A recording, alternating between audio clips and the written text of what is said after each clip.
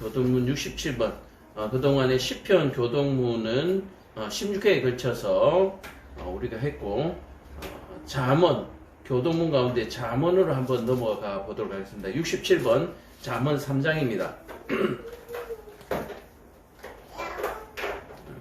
잠언 3장에 있는 말씀, 교동문은 잠언 3장에 13절부터 26절까지 교독을 하고 있습니다. 13절부터 26절까지 교독하고 있는데, 그 가운데 13절과 14절을 읽고 오늘 본문을 살펴보도록 하겠습니다. 교동문 13절, 14절 같이 읽습니다. 지혜를 얻은 자와 명철을 얻은 자는 복이 있나니 이는 지혜를 얻는 것이 은을 얻는 것보다 낫고 그 이익이 정금보다 나으니라. 아멘. 자, 특별한 광고는 없고요. 기도할 때도 말씀드린 것처럼 이제 2달 남았습니다. 늦지 않았습니다. 그죠? 잘 마무리하시기를 바랍니다.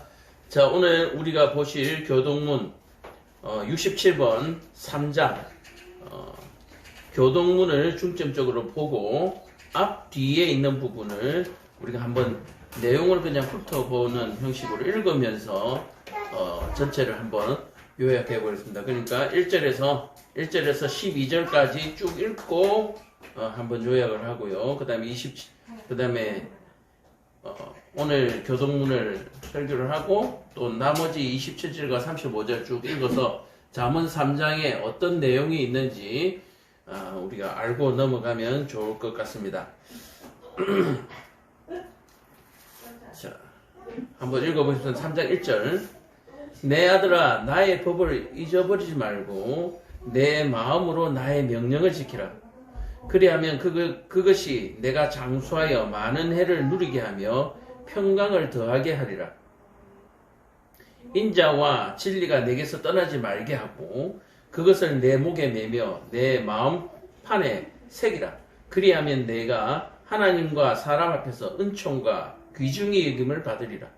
너는 마음을 다하여 여호와를 신뢰하고 내 명철을 의지하지 말라. 너는 범사의 그를 인정하라. 그리하면 내 길을 지도하시리라. 스스로 지혜롭게 여기지 말지어다. 여호와를 경외하며 악을 떠나지 말지어다. 이것이 내 몸에 양약이 되어 내 골수를 윤택하게 하리라.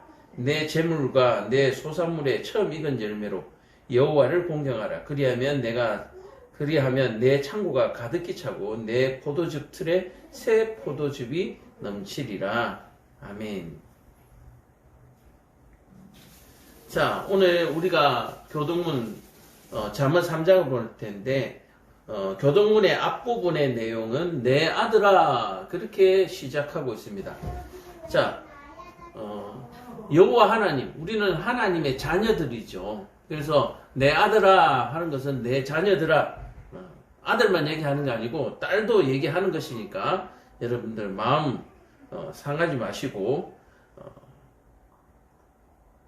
들으시기를 바랍니다. 내 자녀들아, 나의 법을 잊어버리지 말고 내 마음으로 나의 명령을 지키라. 자, 나의 법을 잊어버리지 말라라고 하는 이 말은 우리가 잘 아는 단어로 어떻게 바꿀 수 있습니까? 기억하라.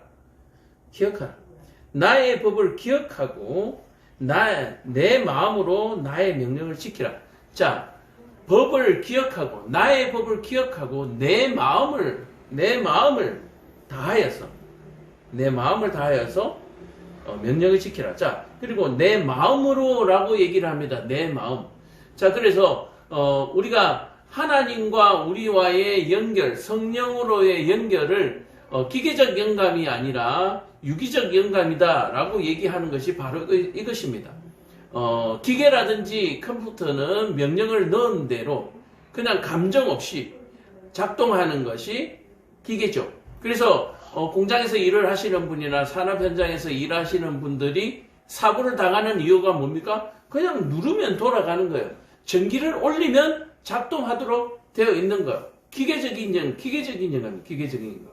그러나 하나님과 우리의 관계는 어떤 관계예요? 유기적인 연관.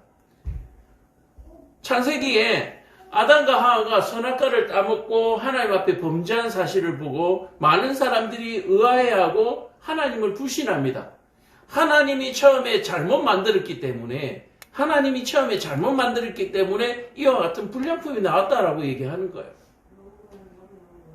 그러나 하나님은 태초에 우리 사람을 지으실 때에 우리를 기계로 만드시지 아니하고 사람으로 만들었다라고 하는 사실을 여러분들 꼭 기억하시기를 바랍니다. 왜 그렇습니까? 기계에게는 감정이 없죠. 기계에게는 기쁨이 없습니다. 기계가 어떤 물건을 완성해냈다고 해서 기계가 막 기분이 좋아서 날뛰고 그러지를 않아요. 오히려 기계가 좋은 물건을 만들어내면 만들어낼수록 그 기계들은 어떻게 됩니까? 상하여지고 부서지는 거예요. 그래서 우리는 흔히 그것을 경제용어로 감가상각이라 그럽니다. 자동차도 오래 타게 되면 점점점 값이 깎이죠. 기계도 오래 사용하다 보면 점점점 값이 깎여서 어떻게 됩니까? 고철이 되는 거죠. 이것이 기계적 영감입니다. 그래서 하나님은 우리 인간을 그렇게 만들지 않으셨어요. 또 어떤 사람들은 이렇게 얘기합니다. 아니 사람은 태어나서 점점점 늙어서 죽지 않느냐, 고철 처리가 되지 않느냐라고 얘기를 합니다. 그것은 하나님의 영원한 나라 그리고 하나님의 구원을 알지 못하는 사람들의 어리석은 바보 같은 얘기죠. 하나님은 우리를 구원해 내시고 우리를 영원히 살도록 하시는 하나님인 줄을 믿으시기를 간절히 축원합니다. 그래서 이해하기 편하게 저는 이렇게 얘기합니다. 우리는 원래 하나님의 나라에 살던 사람들, 하나님의 백성이었지만 아담과 하와의 범죄로 말미암아서 우리는 어떻게 해요? 에덴 동산에서 쫓겨났단 말이에요. 그래서 우리는 하나님의 구원을 받아서 하나님의 용서를 받아서 다시 하나님의 나라 첫 에덴으로 돌아가는, 그래서 우리 이 땅에서의 죽음이라고 하는 것은 에덴으로 돌아가는 바로 출구가 되는 거죠. 자, 그런데 이 에덴으로 돌아가는 출구에 뭐가 있다고요? 심판이 있다라고 얘기하는 거예요. 자, 집에서 쫓겨났어요. 에덴에서 쫓겨났어요. 그러면 다시 집으로 돌아가려고 하면 어떤 일이 있어야 합니까? 회개가 있어야 되는 거, 반성이 있어야 되는 겁니다. 저는 예전에 어릴 때 집에서 참 많이 쫓겨났어요. 정말 발가벗겨져서 집 밖에 쫓겨나기도 했습니다. 대문 앞에 서서 지나가는 사람들이 다 쳐다보죠. 근데 우리 집에 좋은 점은 뭐냐면은 골목 맨 끝집이었어요. 기어자로 꺾인 골목 맨 끝집. 그러니까 지나가는 사람들이 볼 일은 절대 없는데 이웃 사람들은 보죠. 이웃 사람들은 다 보죠. 자, 어쨌든 그렇게 쫓겨나서 다시 집으로 돌아가려고 하면 어떤 일이 있어야 합니까? 용서가 있어야 합니다. 용서라고 하는 것은 반성의 전제하에 용서가 있는 거죠. 물론 부모님들은 반성했겠지 하고 그냥 무조건적인 용서로 다시 집에 들이기도 하는 거죠.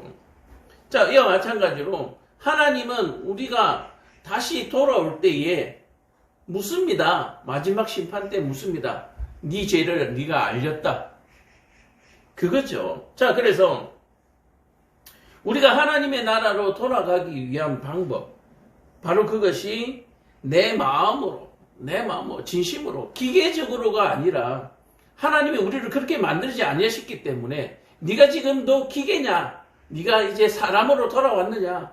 네가 다시 내가 처음 만들었던 사람으로 다시 돌아왔느냐? 거듭났느냐?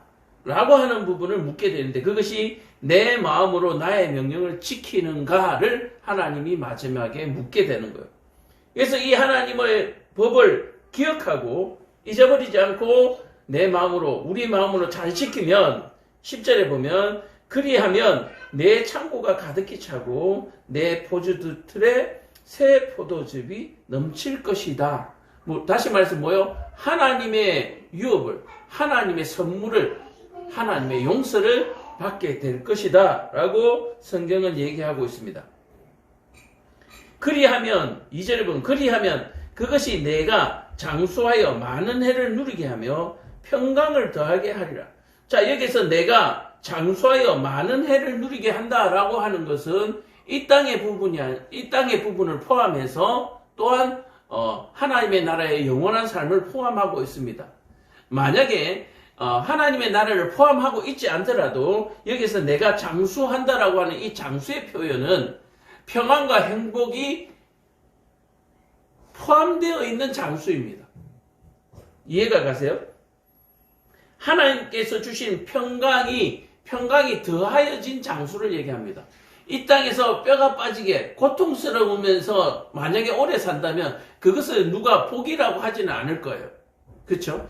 여기서 하나님의 법을 기억하고 마음으로 지켰을 때에 우리가 장수하게 되는데, 이 장수라고 하는 것은 우리가 이 땅을 살아가는 동안 하나님의 평안을 품은 채로 살아가는 것을 얘기하고 있습니다. 그래서 이 땅에서 하나님의 법을 품고 살아간 사람은 하나님의 영원한 생명을 받게 되는데 많은 해를 누리게 되는 것입니다. 자, 인자와 진리가 내게서 떠나지 말게 하고 라고 하는 것은, 인자라고 하는 것은 뭡니까? 여호와 하나님 또는 예수 그리스도를 얘기합니다. 너희가 하나님만 믿고 그 다음에 진리가 내게서 떠나는, 이 진리라고 하는 것은 하나님의 법이 진리죠. 하나님의 말씀이 진리입니다. 다시 말해서 율법주의자, 진리만을 따라서도 아니 되고, 그 다음에 여호와 하나님만 믿었어도 안 된다. 내가 하나님이 안다 이거죠. 하나님이 있는 거 내가 믿어. 그거 가지고는 안 되는 거예요. 하나님을 믿는 그것이 무엇으로 나타납니까? 진리를 내게서 떠나지 말게 하는 것으로 증거로 삼는다라고 얘기를 하는 거예요. 우리가 인자가 없는 상태에서 진리만을 따른다라고 하는 것은 하나님의 영광을 도둑질하는 바로 그러한 결과를 갖게 되는 거예요.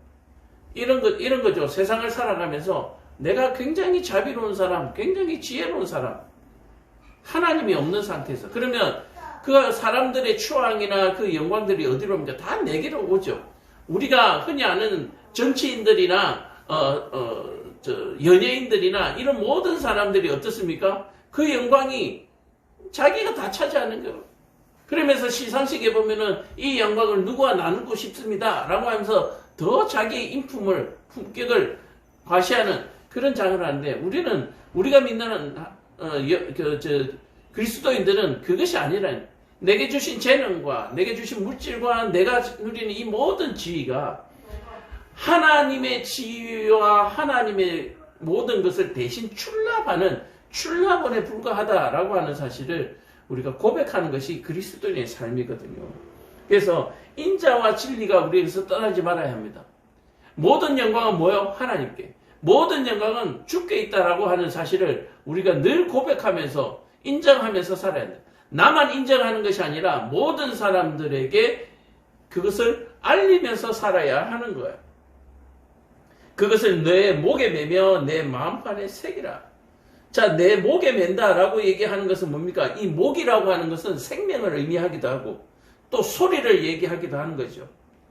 그래서 내 마음판에 새기는 것은 내 마음판에 우러난 소리로 또 내 마음을 내 목숨을 다해 생명을 다해서 그것을 지키라라고 얘기를 하는 거예요. 그래서 목이라고 가지고 있는 이 부분이 바로 생명 또는 소리, 이 모든 것을 의미하는데, 네가 살아가는 동안에 이 영광을 하나님께 돌리라. 인자와 진리의 그 영광을 하나님께 돌리는 사람, 세상 사람들에게 선포하는 삶을 살아라. 그리하면 내가 하나님과 사람 앞에서 은총과 귀중히 여김을 받을 것이다.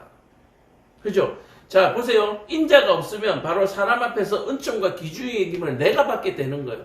그러나 내 뒤에 계신 여호와 하나님을 우리가 목으로, 그죠? 우리의 목에 매여서 우리 마음으로 그렇게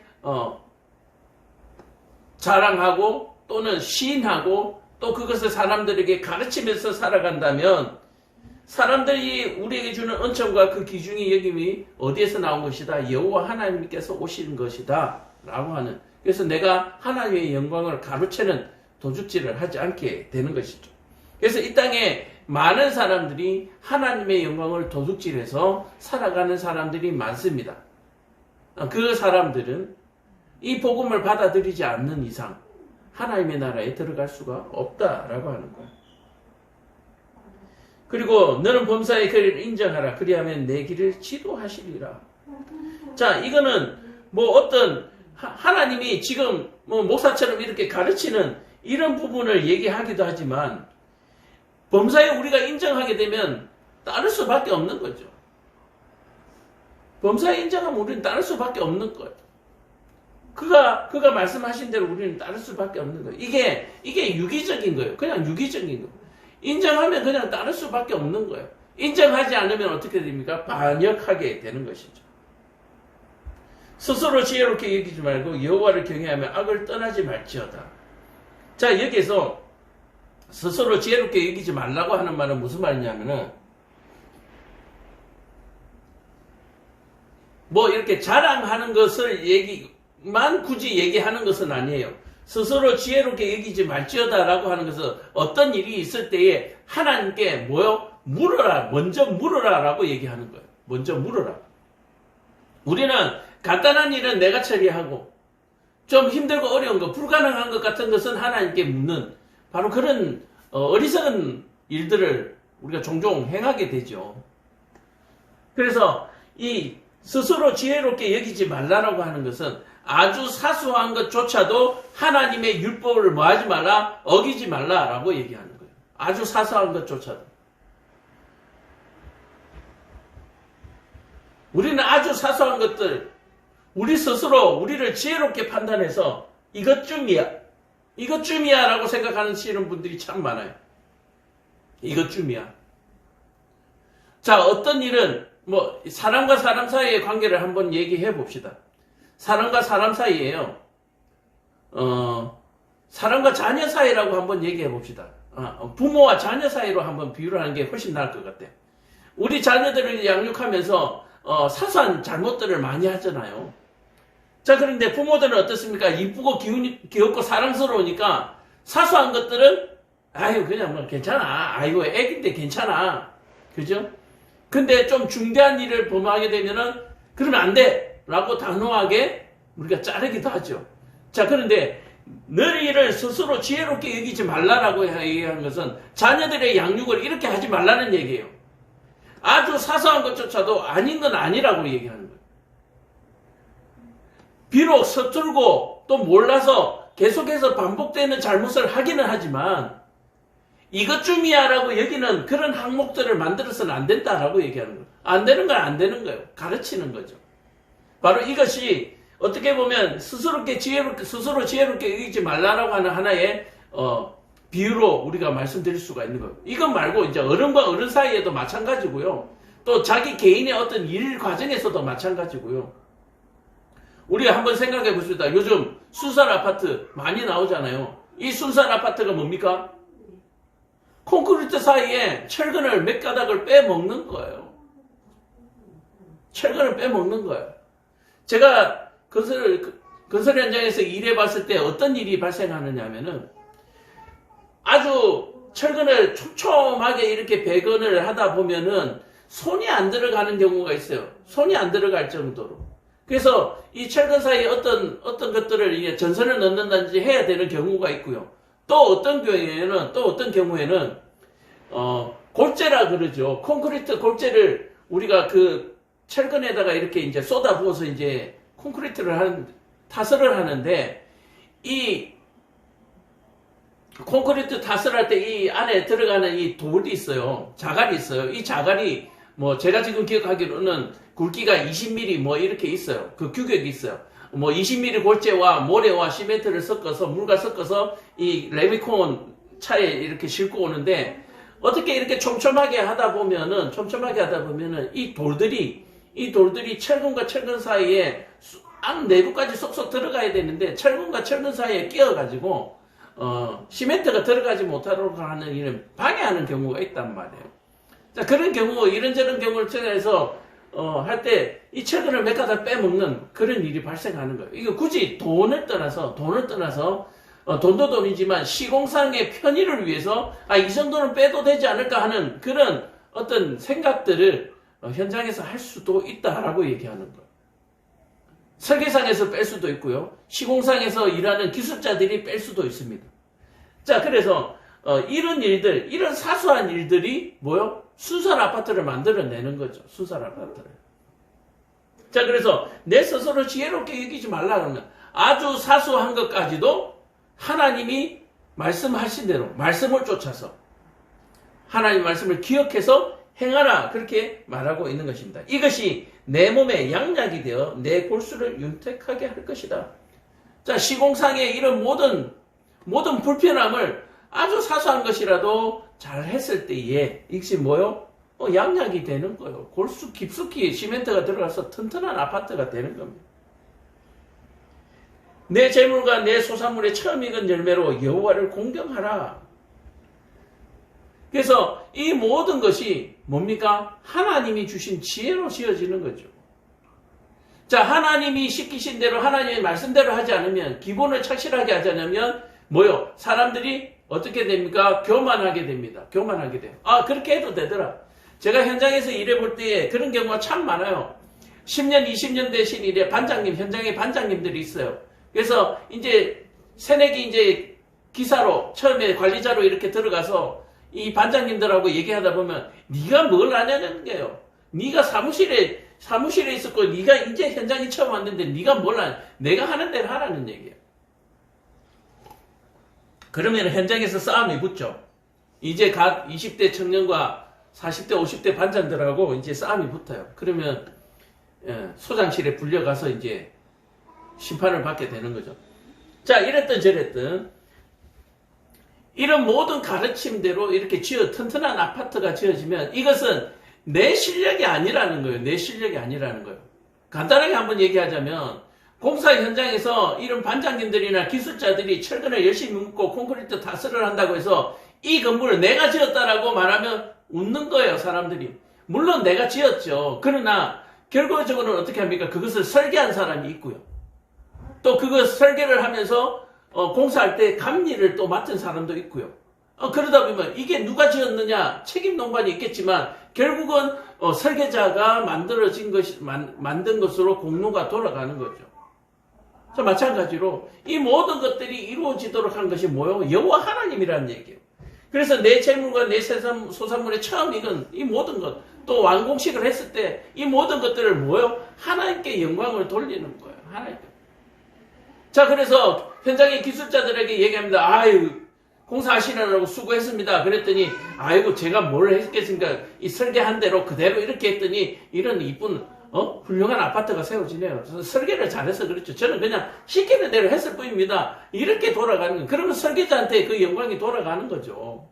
마찬가지로 이 땅에 우리가 모든 이루어지는 일들이 내가 한 일이 아니라 하나님께서 주시는 지혜로 이와 같이 지금 이 자리에 있어서 말씀을 가르치는 것도 제 경험이나 제 지식을 가르치는 것이 아니라 하나님의 말씀이 있는 대로 제가 전하는 거예요. 내가 가르치는 것이 아니니까 내가 똑똑한 것이 아니고 내가 영광을 가르칠 필요도 없는 거죠. 그냥 저는 아무것도 아니에요. 그저 하나님을 사랑하고 하나님의 말씀이 믿는 진리라는 것을 믿는 그 하나로 그냥 그대로 전달하는 것뿐이에요. 모든 것은 하나님께 영광이에요. 하나님께 영광이죠. 자, 이와 같이 했을 때에 우리의 사는 날 동안에 뿐만 아니라 우리의 영생이 새 포도주 틀에 포도주가 넘침과 같이 풍성한 은혜를 우리에게 주실 것이다 라고 얘기를 하는 것입니다.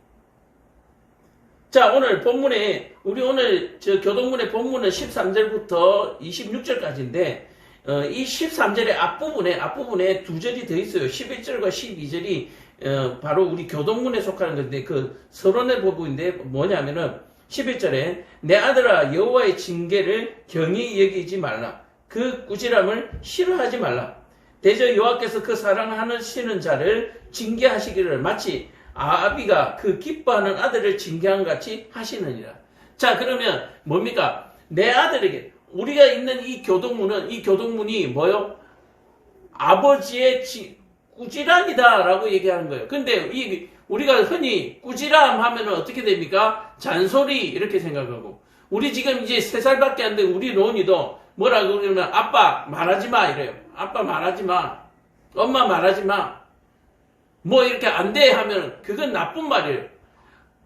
아버지가 가르치고 징계하는 일을 말하지 말래요. 그리고 그렇게 하는 것은 나쁘대요. 자기한테 나쁘대요. 이 벌써 3살밖에 안 된 애도 이 정도인데 뭐 10살, 20살, 30살, 40살 뭐 말할 필요도 없죠.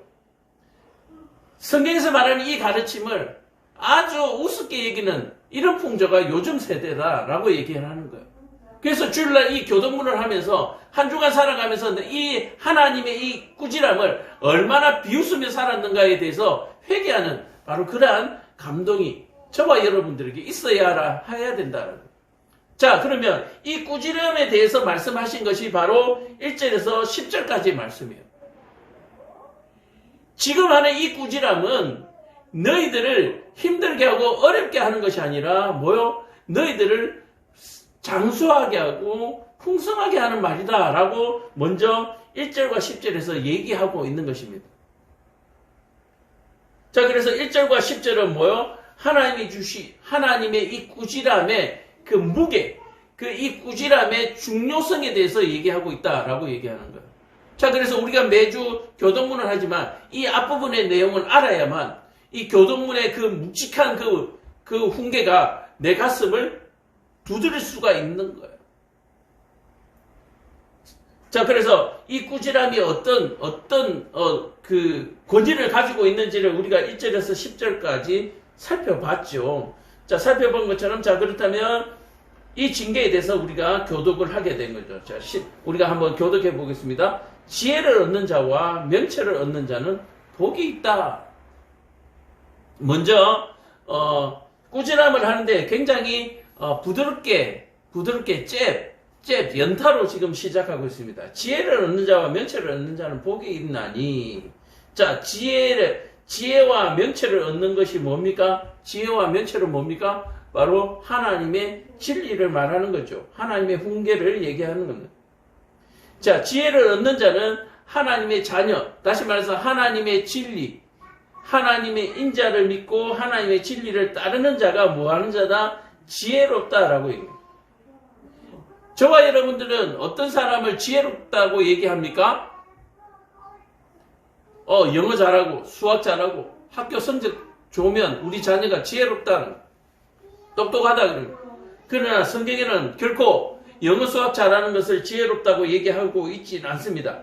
지혜를 얻은 자라고 얘기하는데 이 지혜는 인자를 믿고 인자의 가르침인 그 진리를 따르는 자를 지혜로운 자다라고 얘기를 하는 거예요. 그래서 이 땅의 그리스도인들은 지혜로워야 한다. 뱀처럼 지혜로워야 한다라고 얘기하는 것은 이 세상 사람들보다 더 지혜로워야 한다. 이 세상 사람들보다, 세상 사람들이 우상을 섬기는 것보다 더 하나님을 절실하게 섬겨야 한다. 자, 이 세상에 우상을 섬기는 사람들이 어떻게 섬기는지 여러분들 아시죠? 수십억, 수백억을 갖다 주고 구슬하고 점을 칩니다. 이해하세요? 그 사람들이 하라는 대로 다 합니다. 종이를 태워가지고 그 재를 물에 타서 마시라고 하면 마시는 거예요. 독약도 마시라고 하면 마시는 거예요. 저와 여러분들이 여호와 하나님을 섬기는 것을 어떻게 해요? 이 세상 사람들이 우상을 섬기는 것보다 더 하나님 앞에 매달려야 한다. 한번 비유적으로 얘기하면 세상 사람들보다 더 광신도가 되어야 된다라고 얘기하는 거예요. 자, 이 더 광신도가 되어야 된다라고 하는 부분은 뭡니까? 더 하나님의 말씀대로 더 살아야 한다. 더 철저하게 지키려고 애써야 한다라고 얘기하는 거예요. 이 믿는다라고 하니까 이렇게 구설을 하는 난리 버거지러지기는 그것을 광신이라고 얘기를 또 기도를 할 때 통성 기도를 목이 찢어져라, 목이 쉬어라 하는 그것을 광신이라고 생각하면 여러분들 전혀 반대예요.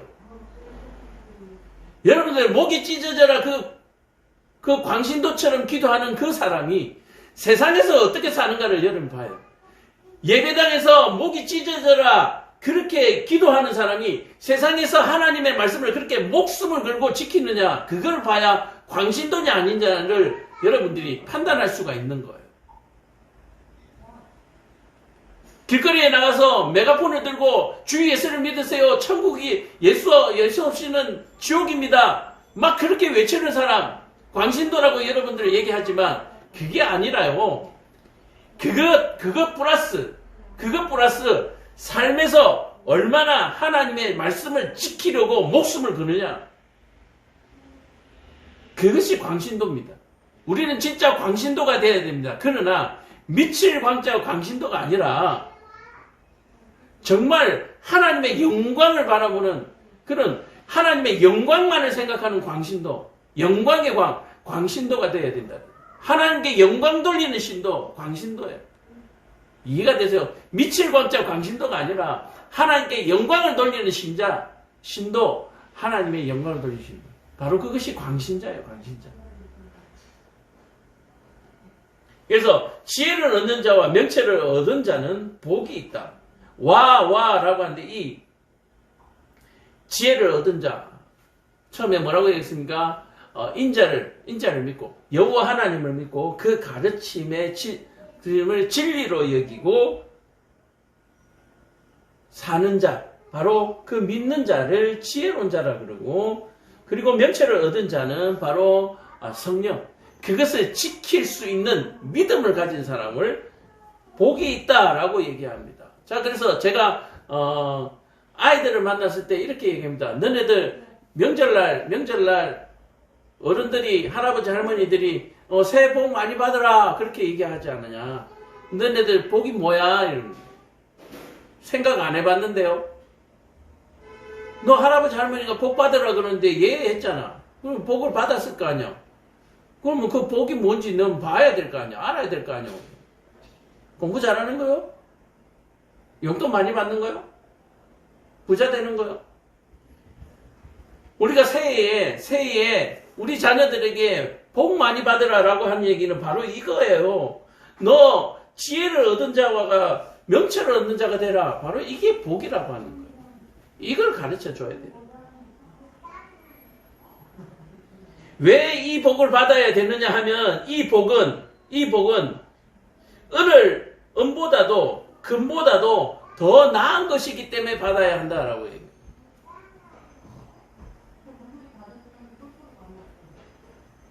우리가 흔히 이렇게 생각해 봅시다. 돌잔치 때 아이들에게 금덩어리를 주죠. 만약에 한 30, 40대의 성인에게 금덩어리를 줍니다. 어느 것이 더 가치 있는 일일까요? 30대, 40대의 성인에게 금을 주는 것이 훨씬 가치 있는 일입니다. 이제 돌잔치 하는 아이에게 금덩어리는 아무 필요가 없는 거예요. 그런데 차라리 어린아이에게 금덩어리를 주는 것이 더 나은 세대가 지금 요즘 세대잖아요. 30대, 40대 성인들에게 금덩어리 줬더니 엉망진창이 돼버리잖아요. 아이들에게 이제 돌잔치 하는 아이에게 금덩어리 줬더니 그 금덩어리가 그대로 남아있는 거예요. 그대로 남아있어. 근데 성인들에게 금덩어리 줬더니 이걸 가지고 온갖 나쁜 짓을 저질러 가지고 결국은 감방에 가가 있더라는 얘기예요. 지옥에 가더라는 얘기예요. 이 금덩어리 때문에. 그래서 요즘 세대는 돌잔치에 금을 주는 것이 훨씬 더 이익이다. 어른이 되고 나면은 금 줄 필요가 없는 거예요. 어른 되고 나서 금 주면 인생 끝나는 거예요. 자, 우리가 이런 지혜를 얻은 자와 명체를 얻는 자가 되어야 하는 이 복을 받아야 하는 이유가 이 복은 은보다도 금보다도 더 귀한 것이다. 지혜는 진주보다 귀하고 내가 삼아하는 모든 것으로 이에 비교할 수 없도다.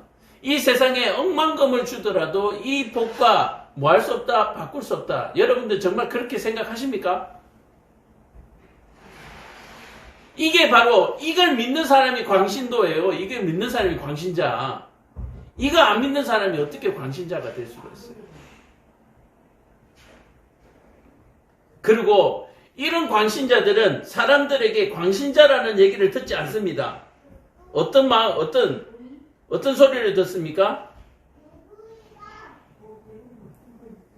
많은 사람들에게 많은 사람들에게 존경을 받는 거예요. 4절에 보면은 내 하나님과 사람 앞에서 은총과 귀중히 여김을 받는 거예요. 이걸 아는 사람이 그렇다니. 이걸 모르는 사람은 우리가 흔히 이런 얘기 하죠. 정성집에 개가 죽으면 그 앞에 문전성시를 이루지만 정성이 죽으면 아무도 없다 그러죠. 그 문 앞에 아무도 없다 그러죠. 이게 지금 그 말을 지금 대신하는 거잖아요.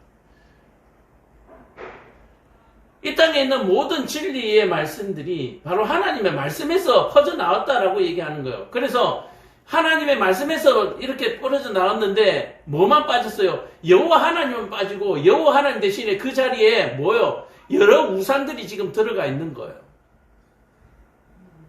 이단이죠, 이단. 이단이에요.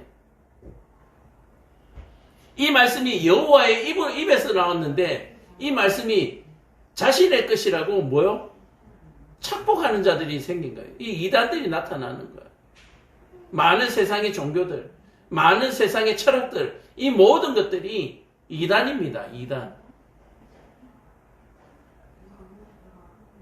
우리가 표절이라 그러죠. 표절. 표절하면 요즘 범죄잖아요. 자기 것이 아닌데 자기 것이라고 우기고 또 자기 것처럼 여겨서 거기에서 일어나는 모든 영광을 가로채는 사람들, 이 사람들은 범죄자들이에요. 범죄자들. 내가 열심히 공부했더니 와 이렇게 잘 되었다. 범죄예요. 하나님 앞에 나중에 가면 범죄예요.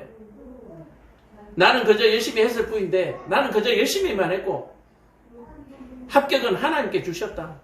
내 열심히 한 것을 하나님께서 기뻐 받으셨나 보다 감사할 뿐이다. 그게 맞는 거죠.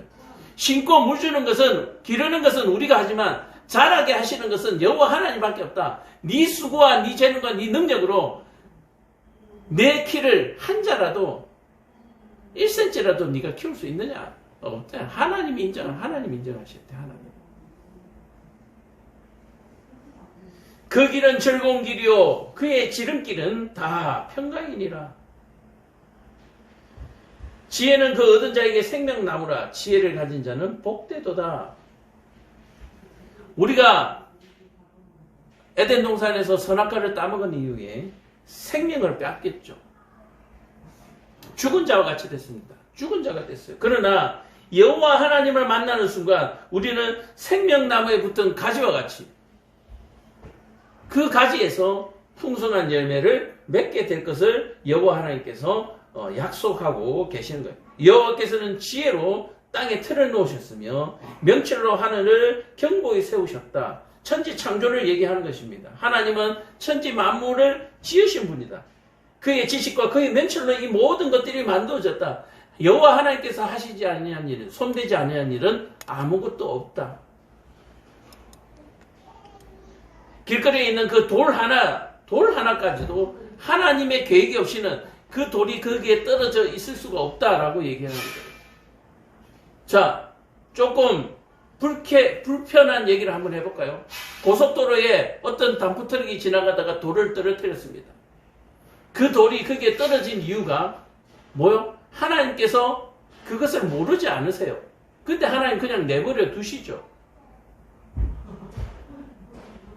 불편한 진실입니다. 우리 그리스도인들에게도 비그리스도인들이 질문하면 불편한 진실입니다. 하나님이 내버려 두심. 이 하나님의 내버려 두심은 하나님의 징계이기도 합니다. 여러분들 꼭 기억하시기를 바랍니다. 그러나 징계이자 또 뭐요? 꾸지람이다라고 얘기해요. 앞으로 이런 일이 없도록 조심하라. 철저히 관리하라. 하나님은 징계를 하시면서 교훈도 함께 주시는 것이에요. 하나님의 계획이 없이는 아무 일도 일어나지 않습니다. 이것이 우리에게 불편한 진실입니다. 그러나 이 불편한 진실 때문에 우리가 여호와 하나님을 자랑을 하지 않는다? 말이 안 되는 거죠. 이런 불편한 진실이 있다 할지라도 여호와 하나님을 신뢰하는 것이 우리 그리스도인들이다라고 하는 사실. 여러분들 꼭 기억하시고, 이것이 불편한 것은 뭐가 없기 때문이에요? 이들에게 지혜와 명철이 없기 때문에 불편한 거예요. 세상에 일어나는 모든 이런 불편한 일들 때문에 여호와 하나님을 믿지 않는다, 섬기지 않는다. 어리석은 거예요. 뭐가 없기 때문에요? 지혜와 명철이 없기 때문에. 하나님은 우리를 유기적으로 만드셨습니다. 유기적인 감동을 주십니다. 하나님과 유기적으로 소통합니다. 그러므로 아담과 하와가 선악과를 따먹을 때도 하나님은 그냥 가만히 있을 거예요. 어떤 교훈을 주셨습니까? 사악한 유혹에 넘어가지 마라. 사악한 유혹에 넘어가면 어떤 일이 발생한다? 죽는다라고 하나님께서 가르쳐 주신 거예요. 그렇다면 우리는 사악한 그 유혹을 뭐 할 수 있는? 분별할 수 있는, 그리고 그것을 거부할 수 있는 지혜와 명철을 가져야 한다. 우리에게 주신 선물, 우리에게 주신 복이 바로 그거예요. 이 땅에는 온갖 사악한 유혹들이 우리를 죽음에서 벗어나지 못하도록 묶어놓고 있습니다. 발을 묶고 있어요. 그러나 우리는 그곳에서 구원받고 탈출해야 하는 우리로서는 하나님의 지혜와 명철을 받지 않으면 도저히 뭐하다? 불가능하다. 이 사실을 여러분들이, 이 불편한 진실을 여러분들이 받아들이시고 믿으시기를, 그리고 이 불편한 진실을 불신자들에게 담대하게 그리고 지혜롭게 전할 수 있어야 하는 거예요.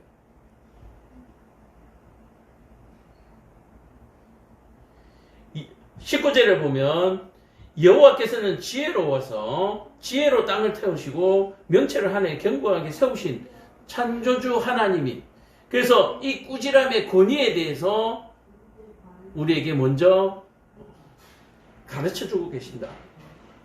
내 아들아, 완전한 지혜와 근신을 지키고 이것들이 내 눈앞에서 떠나지 말게 하라. 자, 이 완전한 지혜라고 얘기합니다. 제가 조금 전에 말씀드린 것처럼 광신자가 되어야 하는 거예요. 광신자가. 완전한 지혜입니다. 어설픈 게 아니에요. 제가 비유를 들었던 자녀들에게 사소한 것들은 그래 괜찮아. 괜찮아가 아니에요. 안 괜찮아요. 가르쳐야 합니다. 괜찮은 이유가 뭡니까? 지금은 용서받을 수 있어. 그러나 나중에는 이 또한 용서받을 수 없는 것이야.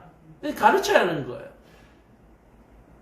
지금은 괜찮을지 몰라도 나중에는 괜찮지 않기 때문에 지금 그것을 알려놓아야 하는 거예요. 알려놓아야. 그리하면 그것이 내 영혼의 생명이 되며 내 목의 장식이 되리라. 내가 내 길을 평안히 행하겠고 내 발이 거치지 아니하겠으며 내가 누울 때 두려워하지 아니하겠고 내가 누운 적 내 잠이 달리로다. 너는 갑작스러운 두려움에도 악인에게 닥치는 멸망도 두려워하지 말라. 대저 여호와는 내가 의지하이시니라. 내 발을 지켜 걸리지 않게 하시리라. 하나님은 창조주 하나님이시기 때문에 네가 지혜와 명철을 가진 자, 다시 말해서 이 복을 가졌다면 이 모든 것들을 가졌다라고 말하는 거예요. 우리가 흔히 이런 거 얘기죠. 어떤 사람이 성공을 해가지고요, 아주 월 수입도 아주 엄청나게 좋고, 또 경호원에다가 또 운전기사에다가 또 아주 방탄이 잘 만들어진 그 이동 차량에다가 또 보안이 잘 된 집에다가 이런 어떤 능력을 가지신 분들이 있잖아요. 바로 지혜와 명철을 가진 사람은 이와 같다라고 얘기하는 거예요. 보안 장치가 잘 된 집, 그 다음에 길을 갈 때 따라다니는 경호원, 운전기사, 방탄 차량, 방탄 비행기, 이 모든 것들을 가진 것과 같다. 그러면 저와 여러분은 어떻습니까? 이 믿음만 있으면 내가 그런 사람과 똑같다는 얘기예요. 우리는 어떻습니까? 여호와 하나님을 믿고 있지만 그런 사람들이 여전히 부럽잖아요. 그래서 우리는 광신자가 못 되는 거예요. 광신자들은 그런 것들이 부럽지 않은 거예요. 좋은 백을 들고, 명품백을 들고, 좋은 명품 옷을 입고, 비싼 점심을 먹고, 그런 것들이 부럽지가 않은 거예요. 뭘 먹든 너무 맛있고 뭘 먹든 그것이 너무 감사하고 감격적이고 왜요? 이것이 감히 내 입에 들어옴을 내가 감당하기가 힘든 거예요.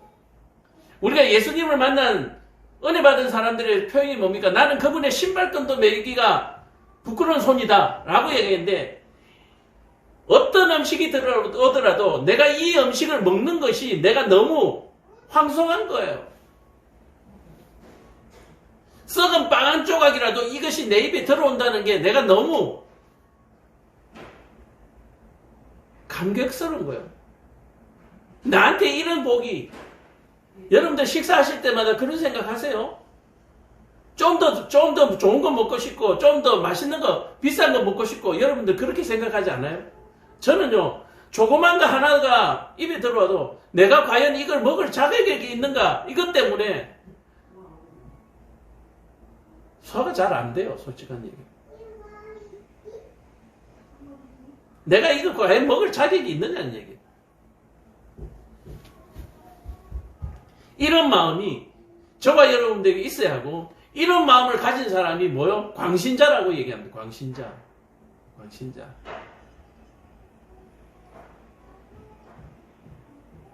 썩은 빵 한 조각도 먹을 때 너무 감사하고 황송하고 그 썩은 빵 한 조각 때문에 내가 만약에 죽을지언정 그 죽음이 결코 원망스럽지 않는 바로 그러한 것이 우리 인생이에요. 우리 인생. 우리가 가진 죄입니다. 우리의 가진 죄. 그러나 여호와 하나님이 지혜와 명철을 가지고 나의 자녀가 되는 자들에게 어떤 복을 주셔요? 이 세상에 어떤 사람보다도 호화스러운 그 영광을 누리게 해주는 아무 데서나 자도 생명의 위협을 받지 않냐고 아무 곳에나 가도 위험이 있어도 그것을 두려워하지 않아도 되는 그러한 인생이 저와 여러분들에게 주신 하나님의 선물이다라고 하는 사실을 복이다라고 하는 사실을 여러분들 꼭 기억하시기 바랍니다. 여러분들 지금 어디에서 주무시고 계시고 어떤 음식을 먹고 계십니까? 여러분들이 주무시고 계신 곳이 특급 호텔이고 여러분들이 먹고 있는 그 음식이 그 음료가 최상품인 것을 여러분들 깨달으시기를 간절히 축원합니다.